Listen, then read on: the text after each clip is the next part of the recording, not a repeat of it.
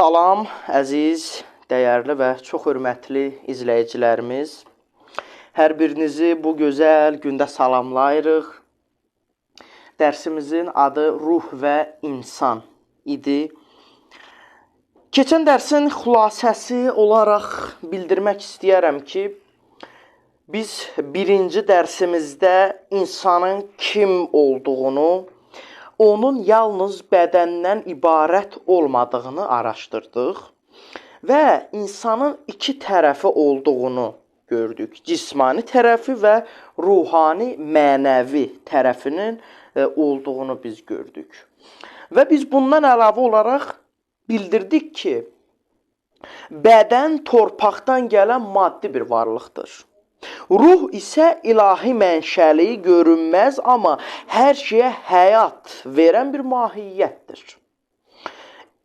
Bəli. Və bundan əlavə biz bildirdik ki, ruh insanın düşünən, hiss edən, sevən və axtaran tərəfidir.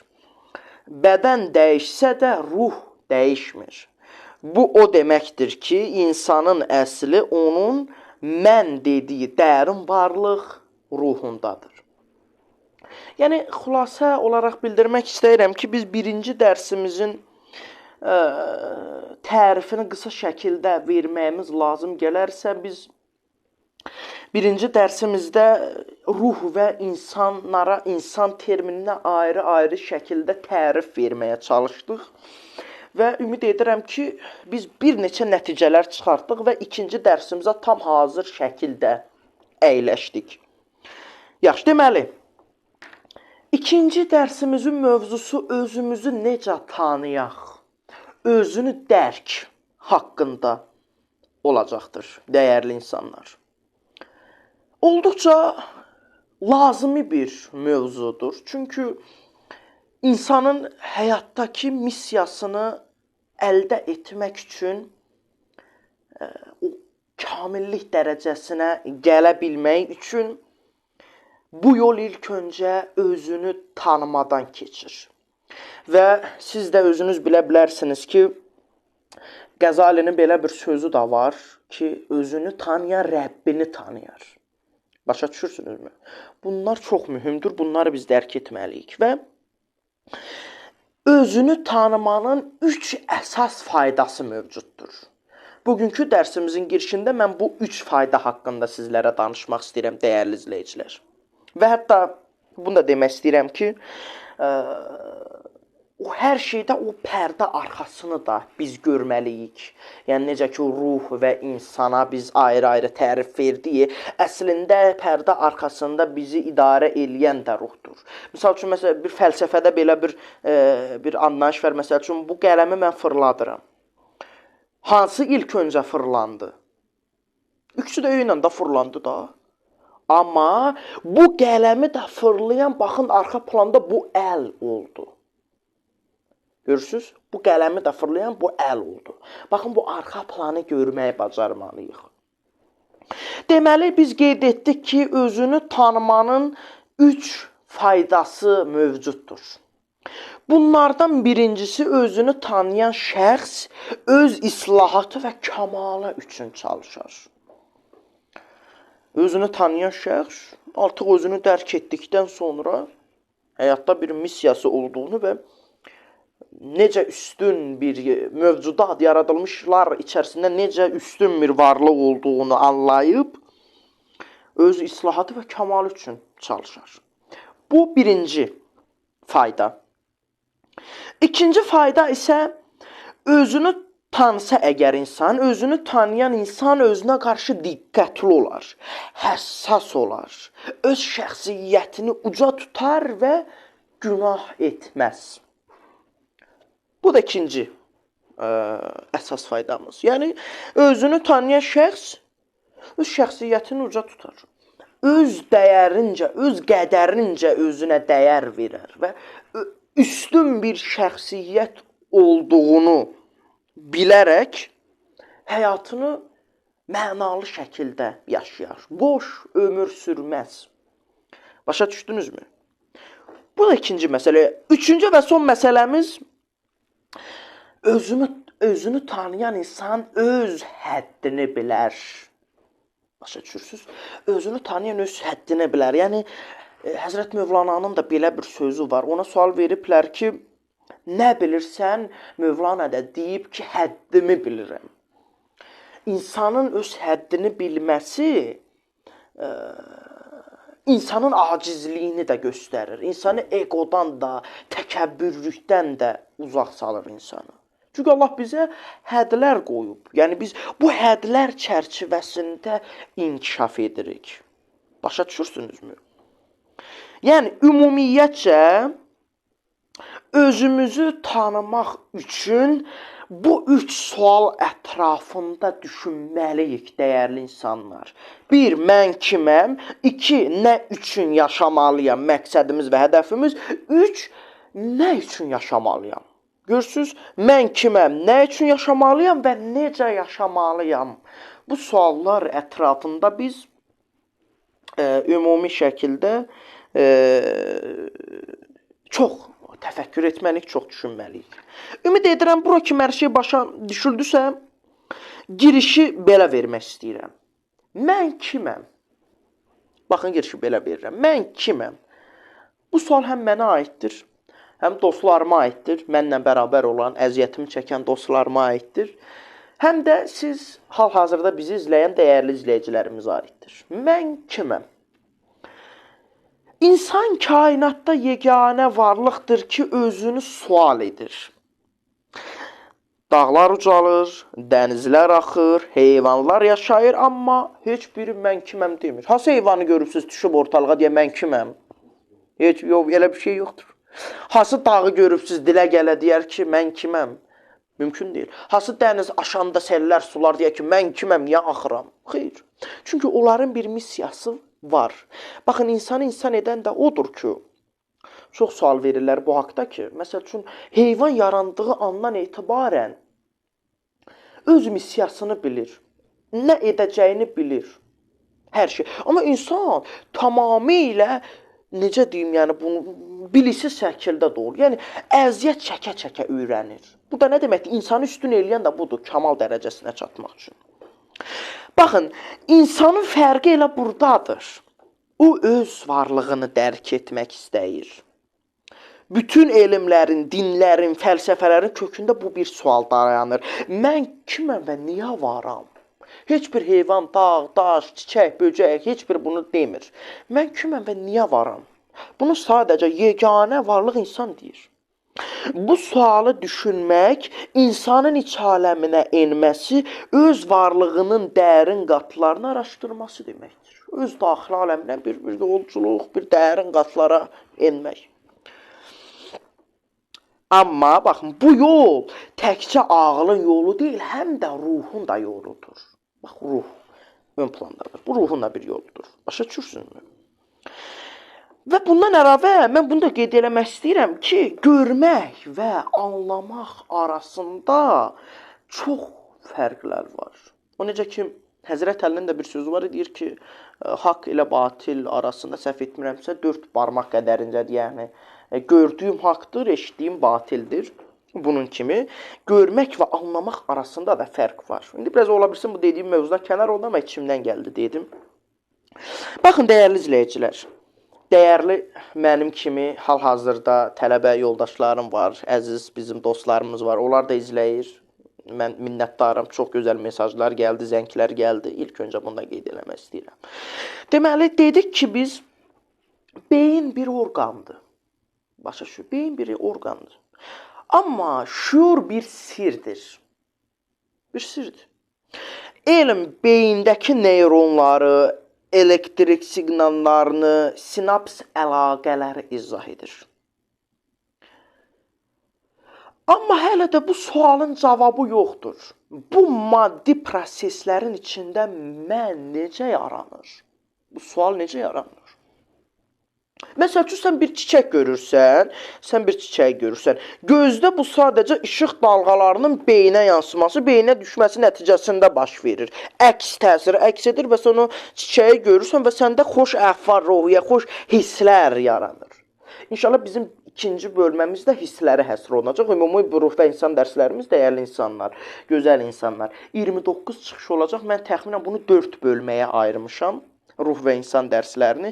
Birinci bölməmiz insanın daha çox mahiyyəti olacaq. İkinci bölməmiz sırf qəzəb, təşviş, hiss, yəni hisslər bölməsində ətraflı mən bunu deyəcəm.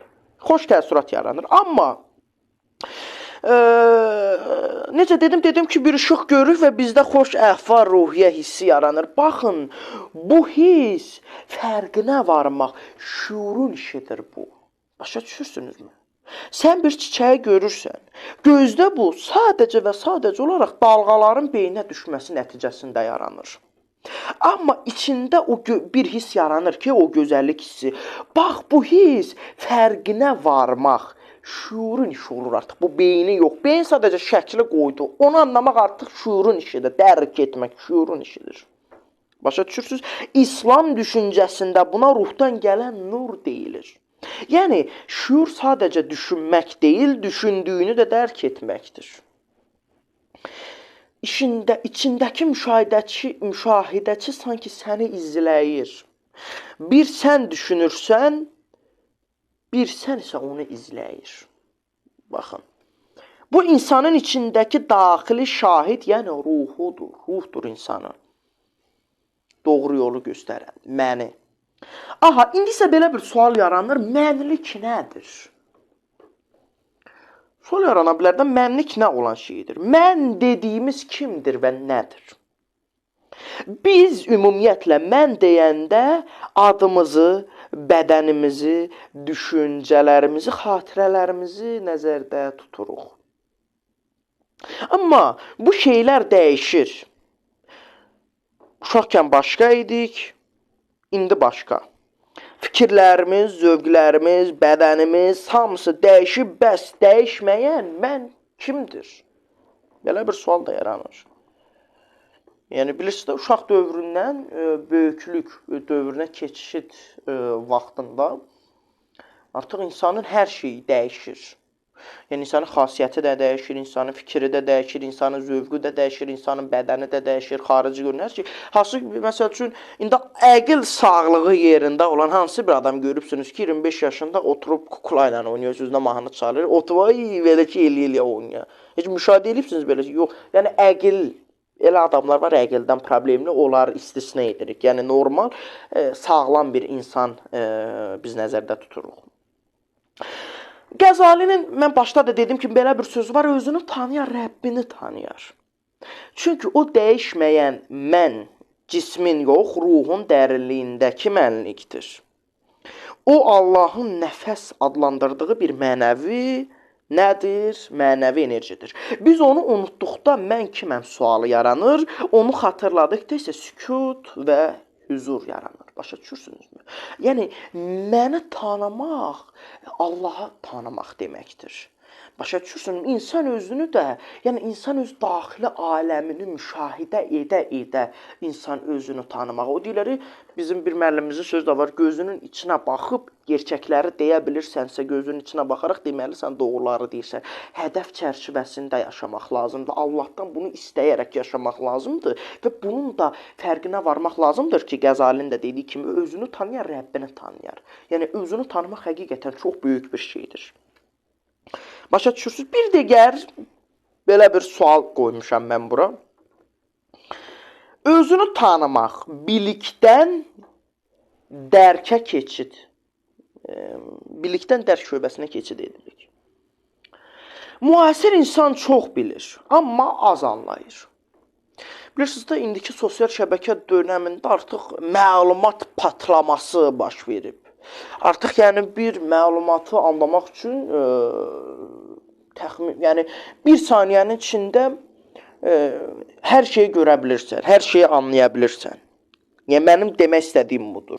Yəni nə demək istəyirəm? Yəni insan ədətə yəni məlumat partlayışına keçir. Yəni bir sosial şəbəkəyə girib mən də müşahidə edirəm də orada belə baxdıqca, oxuduqca, elədikcə ya birdən-bir əslində bu da yaxşı bir şey deyil, bu da ziyandır. Çünki hər məlumatı bilmək də lazım deyil.